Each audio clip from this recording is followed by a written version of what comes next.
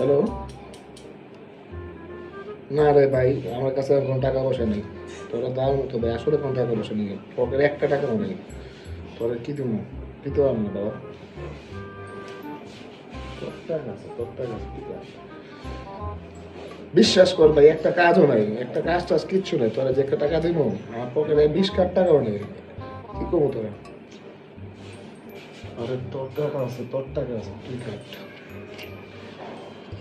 আরে না রে বন্ধু, বাজারের টাকাও নেই পকেটে। তোর তোরা কি দিব? আরে বেটা, তোর টাকা আছে, তুই কাট।